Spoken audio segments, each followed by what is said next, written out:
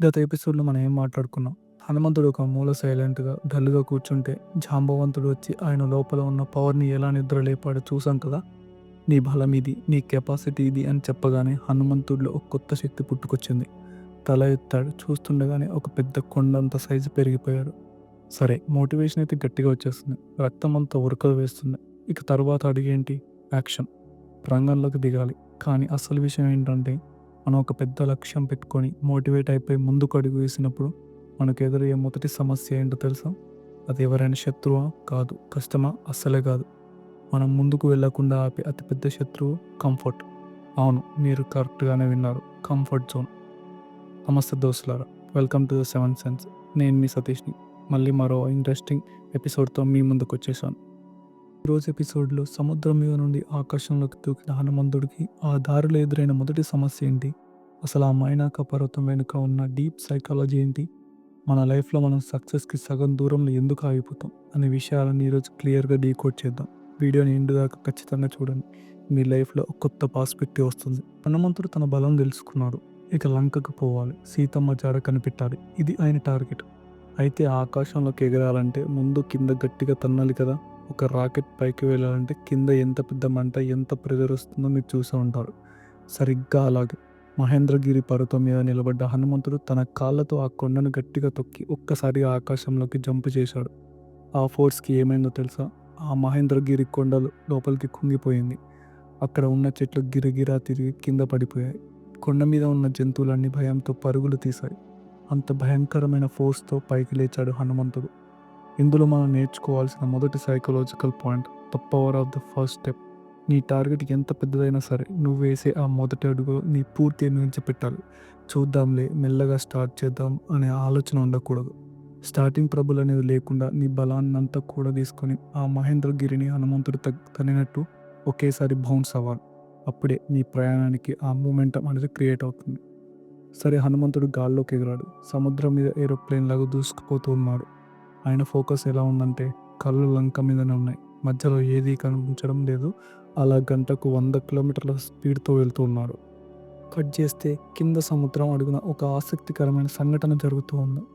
హనుమంతుడు శ్రీరాముడి పని మీద వెళ్తున్నాడు కదా. ఈ సముద్రుడికి రాముడి వంశంతోటి ఒక పాత చుట్టరికం ఉందన్నమాట.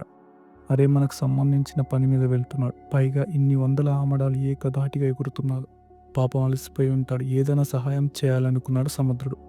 వెంటనే తన నీళ్ల లోపల దాక్కొని ఉన్న మైనాక పర్వతంతో మాట్లాడాడు. ఈ మైనాకుడు మామూలు పర్వతం కాదు.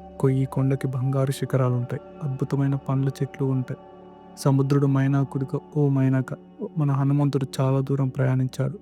పాపం ఆయాసపడుతూ ఉంటాడు. నువ్వు కాస్త పైకి లేచి నీ మీద కొద్దిసేపు అతన్ని కూర్చోబెట్టుకో. కాస్త పండు తిని రెస్ట్ తీసుకున్నాక మళ్ళీ వెళ్తాడులే.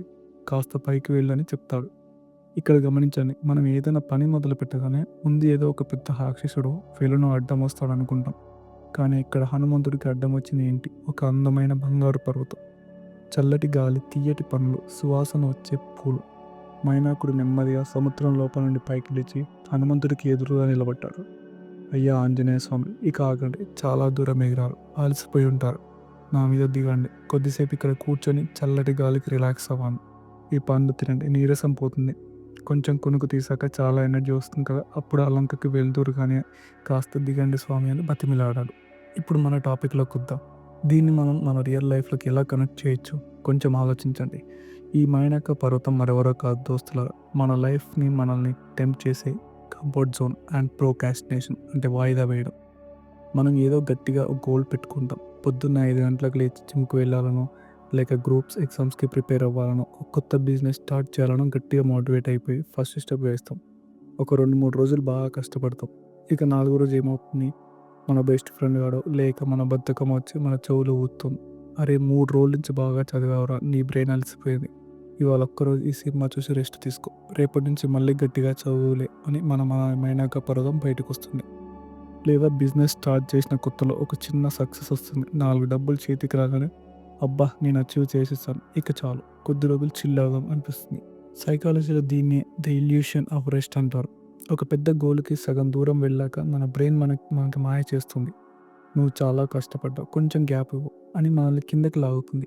ఈ ఉచ్చులో పడ్డామంటే ఇక అంతే సంగతులు. ఆ మొమెంటం బ్రేక్ అయిందంటే మళ్ళీ ఆ ఎనర్జీని తీసుకురావడం ఇంపాసిబుల్. మైనాకుడు హనుమంతుడికి శత్రువు కాదు. మైనాకుడు ఆయన బాగు కోరుకున్నవాడే. మన లైఫ్‌లో కూడా మన పేరెంట్స్, ఫ్రెండ్స్ మన మీద ప్రేమతోటి ఎందుకురా ఇంత కష్టపడతావు? చాలు ఆపేయ్ అంటారు. అది వాళ్ళ ప్రేమనే. కానీ లక్ష్యం నీది. జర్నీ నీది. వాళ్ళ మాట విని నువ్వు ఆగిపోతే నష్టపోయేది కూడా నువ్వే. ఒక లీడర్ లాగా నువ్వు సక్సెస్ అవ్వాలంటే ఈ పాజిటివ్‌గా కనిపించే నెగెటివ్ ట్రాప్స్‌ని కనిపెట్టగలగాలి. మరి హనుమంతుడు ఏం చేశాడు? అబ్బా! మంచిగా కొండొచ్చింది, పండ్లు పెడతా అంటున్నాడని చెప్పి అక్కడే ఆగిపోయాడా? లేదు. ఆయన ఆ మైనాక పర్వతంతో గొడవ పడ్డాడా? నాకే అడ్డం వస్తావా అని కొట్టాడా? అదీ చేయలేదు. ఇక్కడే ఉంది వాల్మీకి రామాయణం అనే ఒక అద్భుతమైన leadership quality and time management skill. హనుమంతుడు మైనాకుడితో ఏమన్నాడంటే, "ఓ మైనాక పర్వతన, నీ పలకరింపుకి, నీ ఆతిథ్యానికి నా మనస్ఫూర్తిగా కృతజ్ఞతలు. కానీ నేను శ్రీరాముని కార్యార్థమే వెళ్తున్నాను. సీతమ్మ కన్నీళ్లు తుడుస్తానని మాటిచ్చి వచ్చాను. ఆ పని పూర్తయ్యేదాకా నాకు విశ్రాంతి అనేది లేదు. నాకు రెస్ట్ అవసరమే లేదు" అని చెప్తూనే ఆ మైనక పర్వతాన్ని సున్నితంగా ఒకసారి చేత్తో తాకి తన స్పీడ్ ఏమాత్రం తగ్గకుండా తన దారిలో తాను దూసుకుపోతున్నాడు హనుమంతుడు. ఇది కదా మాస్టర్ స్ట్రోక్ అంటే. మన పనులకు అడ్డం వచ్చే ప్రతి దాంతో ఫైట్ చేసుకుంటూ కూర్చుంటే మన టైం వేస్ట్, ఎనర్జీ వేస్ట్. ఎవరైనా వచ్చి బయటకు వెళ్దాం రా అంటే వాళ్ళతో గొడవ పడకూడదు. అరే నేను రానురా, నాకు పనుంది అని చెప్పేసి స్మైల్ ఇచ్చి మన పని మనం చూసుకోవాలి. హనుమంతుడు మైనాక పర్వతాన్ని చేత్తో టచ్ చేసి తన డిసిప్లిన్ ఏంటో చూపించాడు. నా గోల్ ముందు నువ్వెంతటి సుఖాన్నిచ్చినా నేను ఆగనని ప్రూవ్ చేశాడు. దోస్తులారా, హనుమంతుడి ఈ ఇన్సిడెంట్ నుండి మనం నేర్చుకోవాల్సిన అసలైన సైకాలజీ లెసన్ ఏంటంటే, don't stop when you are tired, stop when you are done. నువ్వు అలసిపోయినప్పుడు కాదు, పని పూర్తయినప్పుడే ఆగు అని. నీ టార్గెట్ వైపు నువ్వు వెళ్తున్నప్పుడు మైనాక పర్వతంలాగా ఎన్నో ఆకర్షణలు వస్తాయి. సోషల్ మీడియా కావచ్చు, వెబ్ సిరీస్లు కావచ్చు, ఫ్రెండ్స్తో పార్టీలు కావచ్చు, ఇవన్నీ చూడడానికి చాలా అట్రాక్టివ్గానే ఉంటాయి. కానీ వాటికి టెంప్ట్ అయ్యి ఆగిపోయావో ఆ సీతమ్మ జాడ దొరకదు, నీ లక్ష్యము నెరవేరదు. ఆ ఆకర్షణని జస్ట్ ఒక స్మైల్తో వదిలేసి నీ గోల్ వైపు రాకెట్లా దూసుకుపోవాలి. ఇది మైనాక పర్వత విషయం. అంటే తన దారిలో ఎదురైన మొదటి అడ్డంకి ఒక టెంప్టేషన్. దాన్ని హనుమంతుడు తన డిసిప్లిన్ తోటి దాటేశాడు. కానీ ఇక నెక్స్ట్ ఎదురయ్యేది మామూలు ప్రాబ్లం కాదు. దేవతలందరూ కలిసి హనుమంతుని టెస్ట్ చేయడానికి సురస అనే ఒక భయంకరమైన నాగమాతను పంపిస్తారు. ఆమె వచ్చి నిన్ను మింగేస్తా అని నోరు తెరుస్తుంది. ఇక్కడ పనికొచ్చింది కండబలం కాదు, బుద్ధిబలం. అసలు బలాన్ని బుద్ధితో ఎలా జయించాలి? ప్రాబ్లం ఎంత పెద్దదవుతుంటే మన యుగాన్ని పక్కన పెట్టి దాన్ని సైకలాజికల్లీ ఎలా సాల్వ్ చేయాలి అనేది నెక్స్ట్ ఎపిసోడ్లో చూద్దాం. ఆ ఎపిసోడ్ అయితే అస్సలు మిస్ అవ్వద్దు. మీకు మైండ్ బ్లోయింగ్గా ఉంటుంది.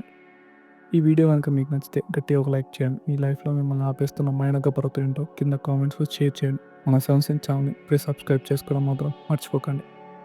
మళ్ళీ కలుద్దాం నెక్స్ట్ ఎపిసోడ్లో. జై Shriram. This is Satish signing off. జై హింద్, జై భారత్.